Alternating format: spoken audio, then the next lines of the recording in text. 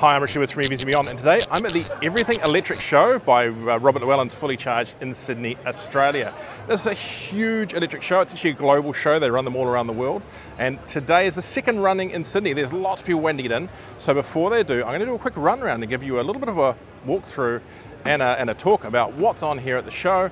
And yeah, hopefully it's a little bit of a taste, and perhaps you can consider coming in the future. If you're in Sydney or anywhere in Australia, I guess, maybe you can still make it this weekend. It's on till Sunday. So let's go and have a look around.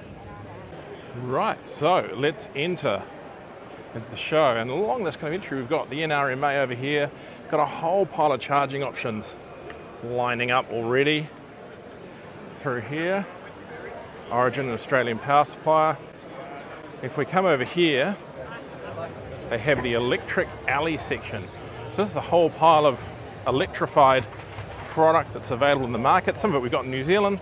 We have the Mustang Mach-E, Lexus, plug-in hybrid there. We'll turn away from that. We have this amazing converted Volkswagen, which we saw at the last show. The LDV E-Liver7, which at this stage, they don't have any plans to bring this in New Zealand, which I think is a bit disappointing. Quick look at that motor down there in the Volkswagen. Come around here, an electric lawnmower, a whole pile of cars that are familiar to us. The Fiat 500e A-Bath, that is a cool unit. And they have a lot of talks here. This one's about home electrification. They've also got sessions on vehicle electrification, fleet electrification, and even a kitchen. Got more charging infrastructure there from Schneider. Over here into the commercial EV zone. So LDV MIFA. Again, the E-Liver7. Why is that coming to New Zealand yet? The Ford E-Transit, our 2023 EV Commercial of the Year. This great Dennings electric bus. Over here we've got Waikato-based Hecatron. They have, of course, just rolled out new tap-and-go chargers. It's all AC, but they've got some other interesting things in the works. So great to see some Kiwi technology over here in Australia. Some Chinese kind of Mercedes clones, minibus, Peugeot. This big Australian converted Kenworth, I think it's actually a cement mix or a tow cement around the place. A Photon electric truck over here. More of these Chinese, very similar to a Mercedes vehicle. We have the Australian Tesla Owners Club there. And conversions, so many conversions here at the show. And they are neat, right down to scooters, converted outboards, a Lotus Elise, so kind of similar, I guess, to the Tesla Roadster ultimately. Now, Ampol Charge. Now, the interesting thing about Ampol Charge, of course, Ampol owns Z in New Zealand, so that company is really getting into the electrification space. Some more charging options there. We have these fully solar powered tiny homes. So these things have, I think, 10 kilowatt hour batteries on them, solar all over the roof, single and double story options. It's neat to see there's more to electrification than just the cars, though of course the cars are arguably the most important, but see some electric bikes, a wallbox stand, including this big wallbox DC charger, something we've recently seen before in New Zealand. Now through the main Giga Theatre, they'll be having talks through there all weekend. Got more conversions over here. ChargeFox, which is one of the major charging networks in Australia. We have their zero emissions cooking zone. If we come here, we have a Nissan Secura from the Good Car Company. Now, of course, we've reviewed its cousin, the Mitsubishi EK in New Zealand. A neat little option we hope we'll see in the market in the near future. More charging options, lots and lots of charging options, including New Zealand ones. So over here we have Evernex, of course, that great New Zealand charging company. I believe Hecatron is here as well. Now we have the Polestar stand. So they've got the new generation Polestar 2 there, and then tucked down the back, coming very soon to New Zealand and Australia, the Polestar 3. So isn't that a great looking little SUV? Well, it's actually quite a large SUV, I think, ultimately. Neat styling at the back there. Maybe just duck our head inside.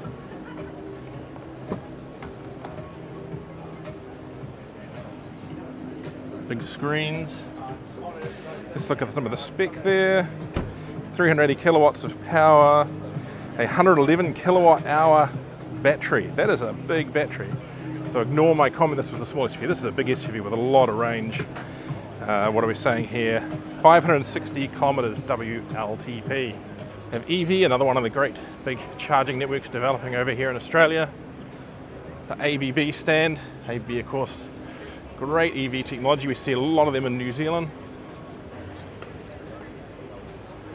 More smart energy. Another talking area. This one here is for fleet electrification. So that's really important. Fleet, of course, is the way that a lot of EVs are going to get on the road. Over here we have the, I guess, student, the Formula SAE style electric cars. Neat solar race cars over here. Not sure if anyone's ever followed that before, but basically they run a whole pile of solar cars across the outback. Very cool. Past yet another theatre. There's so many great speeches and discussions here, including a couple of Kiwis up on stage, including our friend Gavin Shoebridge from Ecotricity. Oh, without question. I mean, the weird role that Australia has is in its mineral wealth. You know, you basically have everything, pretty close to everything you might need. There's no BYD at the stand as such, but there's a BYD itself. We've got Jet Charge, one of the pioneers of charging in Australia actually. There's quite some distance to cover here, to be honest. It's quite a big show. Electric motorcycles, lots of them here. Scooters, they've got Zero over there. Savic, that's a pretty neat looking bike. Some kind of off-road looking-ish bikes over here. And the Zero motorcycles. These are such neat looking machines.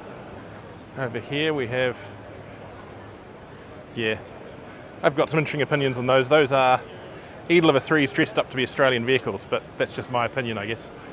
And over here we have the MG stand. They've got MG for long range, so the 77 kilowatt hour model. So that's landing in New Zealand about now. And over here, the MG4 X-Power. I love that car. I'll put the link to my video review in the top corner. But yeah, no, this is a very popular stand, two very popular cars.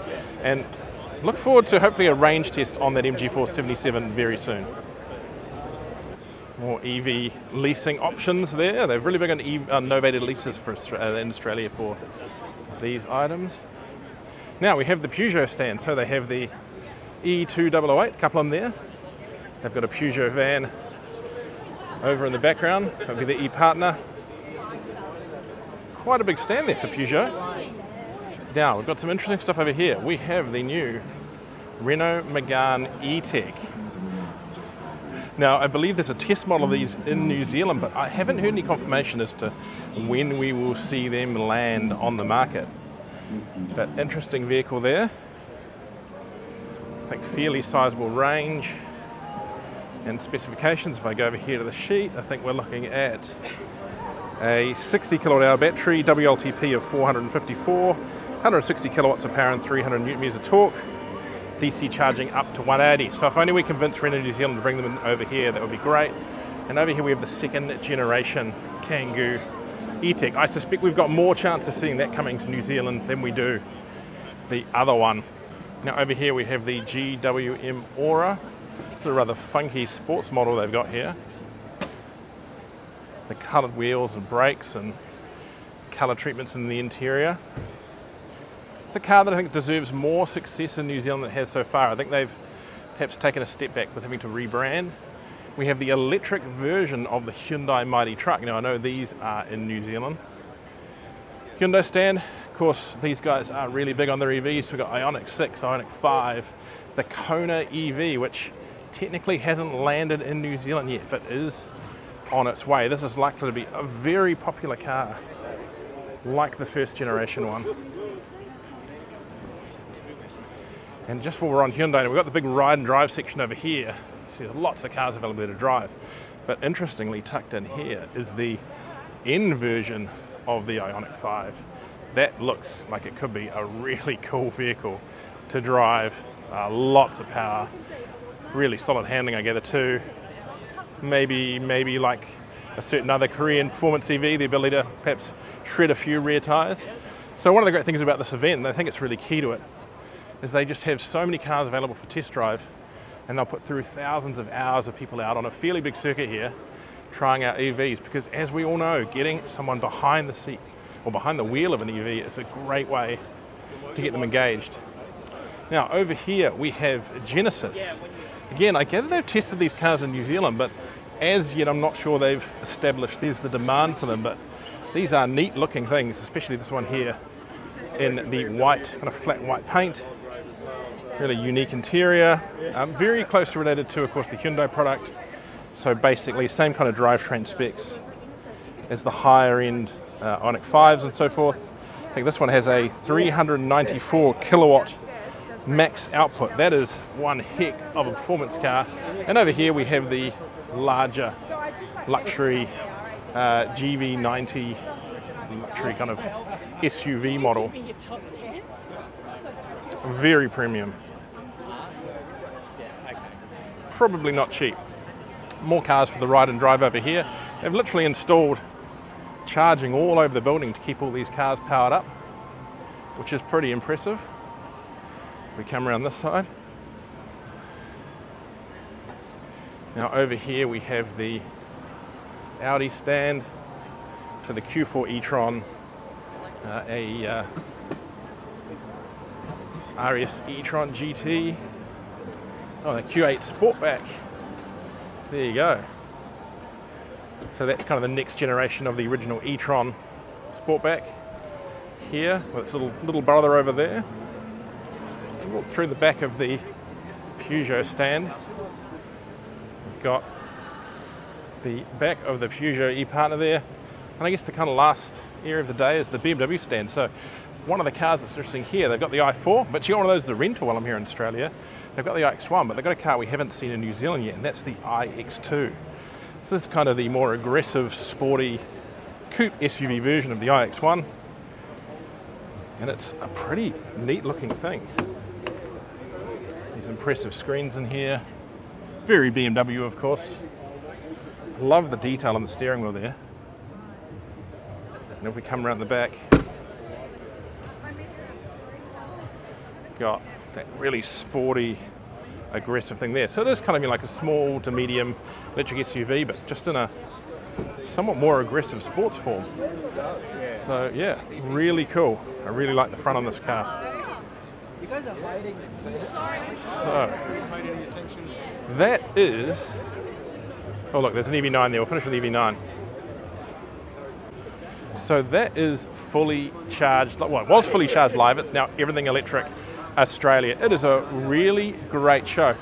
Arguably maybe a little bit light on the cars than what I expected, but so much charging technology, so much interesting add-ons for electric vehicles, and lots of discussion. I think the amount of discussion and speeches they have here is really important. I'm going to go watch some of those today. We're also, while I'm here, we're going to record the second episode of the EV Guys podcast. So that should be a great listen to. We might do another walk around with that, and hopefully catch up with maybe Robert Lllewellyn. We'll see how we go. I've bumped into him already today. Yeah, a really great event. Trying to convince them maybe to do something in New Zealand. But yeah, book yourself for next year. If you're in Australia, come along. And yeah, don't forget to like and subscribe below for more from EVs and Beyond.